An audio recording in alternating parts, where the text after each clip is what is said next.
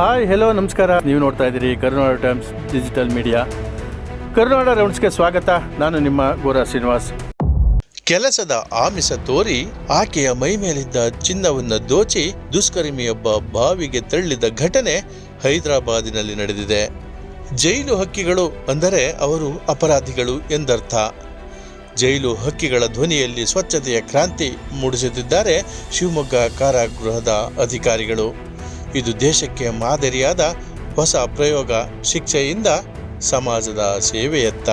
ದಸರಾ ಎಂದರೆ ಅಭಿಮನ್ಯು ಅಂದರೆ ಆನೆಗಳ ರಾಜ ಅಭಿಮನ್ಯುವಿಗೆ ಅನಾಹುತ. ಮಡಿಕೇರಿಯಲ್ಲಿ ಹುಲಿ ಸೆರೆ ವೇಳೆ ದಂತ ಮುರಿತ. ಅಭಿಮನ್ಯುವಿನ ಆರೋಗ್ಯಕ್ಕೇನು ಸಮಸ್ಯೆ ಇಲ್ಲ ಎಂಬುದೇ ಸಮಾಧಾನಕರ. ಜೋಗ ಜಲಪಾತ ಯಾರಿಗೆ ಗೊತ್ತಿಲ್ಲ? ಅದಕ್ಕೀಗ ಜೀವ ಕಳೆ ಬಂದಿದೆ. ಉತ್ತರ ಕರ್ನಾಟಕ ನದಿಗಳ ಒಳಹರಿವು ಹೆಚ್ಚಿದ ಹಿನ್ನೆಲೆಯಲ್ಲಿ ಜೋಗ್ ಫಾಲ್ಸ್ಗೆ ಜೀವ ಕಳೆ ಬಂದಿದೆ. ಕೆಳವರ್ಗ ಮಧ್ಯಮ ವರ್ಗ ಎಂದರೆ ಅವರು BPL ಕಾರ್ಡುದಾರರು ಎಂದರ್ಥ.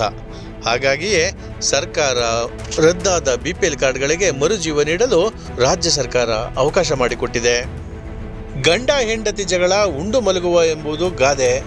ಆದರೆ ಚಿಕ್ಕಬಳ್ಳಾಪುರದಲ್ಲಿ ದುಷ್ಕರ್ಮಿಯೊಬ್ಬ ತನ್ನ ಪತ್ನಿಯನ್ನು ವೈರ್ನಲ್ಲಿ ಕುತ್ತಿಗೆಯನ್ನು ಬಿಗಿದು ಕೊಲೆ ಮಾಡಿದ್ದಾನೆ. ದಂಪತಿಗಳಿಗೆ ಇದ್ದ 3 ಮಕ್ಕಳನ್ನು ಅನಾಥ ಮಾಡಿ ಆತ ಜೈಲು ಸೇರಿದ್ದಾನೆ. ಮುಂಗಾರು ಕೈಕೊಟ್ಟಿದೆ. ಆ ಹಿನ್ನೆಲೆಯಲ್ಲಿ ಹಲವಾರು ಕಾರ್ಮಿಕರು ಗುಳೆ ಹೋಗುತ್ತಿದ್ದಾರೆ. ವಿಶೇಷವಾಗಿ ವಿಜಯನಗರದ ಜನರು ಮಹಾರಾಷ್ಟ್ರ, ಮೈಸೂರು, ಬೆಂಗಳೂರು ಕಡೆ ಗುಳೆ ಹೊರಟಿದ್ದಾರೆ. ಅಯೋಧ್ಯೆ ಎಂದರೆ ಅದು ಶ್ರೀರಾಮನ ಜನ್ಮಸ್ಥಳ. ಅಯೋಧ್ಯೆ ಎಂದರೆ ಅದೊಂದು ಹಿಂದೂಗಳ ಧಾರ್ಮಿಕ ಕ್ಷೇತ್ರ. ಇಂತಹ ಅಯೋಧ್ಯೆಯಲ್ಲಿ ರಾಮ ಮಂದಿರದಲ್ಲಿ ಕಳವಾಗಿದೆ ಸಹಸ್ರಾರು ಕೋಟಿ, ಲೆಕ್ಕದಲ್ಲಿ ಮಾತ್ರ 100 ಕೋಟಿ. ಈ ಚಿನ್ನ ಎಲ್ಲಿ ಕರಗಿತು? ಬೆಂಗಳೂರಿನಲ್ಲಿ ಕರಗಿದೆ. SIT ತನಿಖೆಗೆ ಹೊಸ ಆಯಾಮ ದೊರೆತಿದೆ. ಕೊಡಗನ್ನು ದಕ್ಷಿಣ ಕಾಶ್ಮೀರ ಎಂದು ಹೇಳುವುದು ವಾಡಿಕೆ. ದಕ್ಷಿಣ ಕಾಶ್ಮೀರ ಕೊಡಗಿನ ದೊಡ್ಡ ಮೊಳತೆ ಸುಲಿ ಮೊಳತೆಯಲ್ಲಿ ಕಬ್ಬಿಣ ಯುಗದ ನಾಗರಿಕತೆಯ ಆರಂಭದ ಅಪರೂಪದ ಹಲವಾರು ಕುರುಹುಗಳು ಪತ್ತೆಯಾಗಿವೆ. ಕೆಲ ಯುವಕರ ಪುಂಡಾಟಿಕೆ ಜಾಸ್ತಿ ಆಗುತ್ತಿದೆ.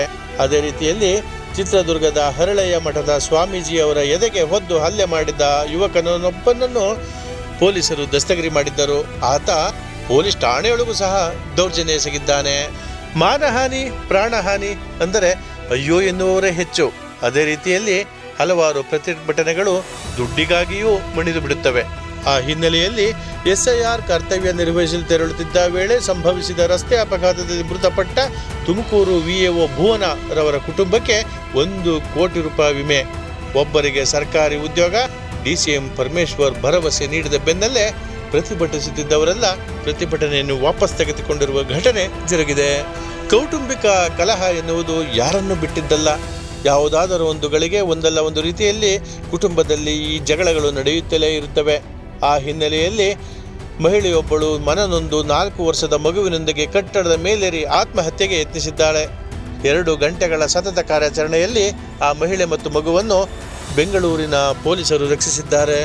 ಅಪರೂಪದ ಖನಿಜ ಪತ್ತೆಯಾಗಿದೆ. ಗುಂಡ್ಲುಪೇಟೆ ಭೂಗರ್ಭದಲ್ಲಿ ಅಮೂಲ್ಯವಾದ ಖನಿಜ ಸಂಪತ್ತು ಪತ್ತೆಯಾಗಿದೆ. 11.48 ದಶಲಕ್ಷ ಟನ್ ಅಪರೂಪದ ಅದಿರು ಇದಾಗಿದೆ. ಭಾರತದ ತಂತ್ರಜ್ಞಾನ ಭವಿಷ್ಯಕ್ಕೆ ಇದು ಹೊಸ ಆಶಾಕಿರಣವಾಗಿದೆ. BJPಯ ಮುಸ್ಲಿಂ ನಾಯಕರೊಬ್ಬರು ಅಮೀರ್ ಖಾನ್ ಅನ್ನು ತರಾಟೆಗೆ ತೆಗೆದುಕೊಂಡಿದ್ದಾರೆ.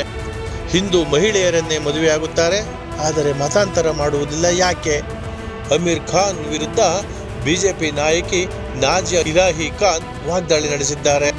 ಸುರೇಶ್ ಕುಮಾರ್ ಅವರನ್ನ ಸಜ್ಜನ ರಾಜಕಾರಣಿ ಎಂದು ಕರೆಯುತ್ತಾರೆ.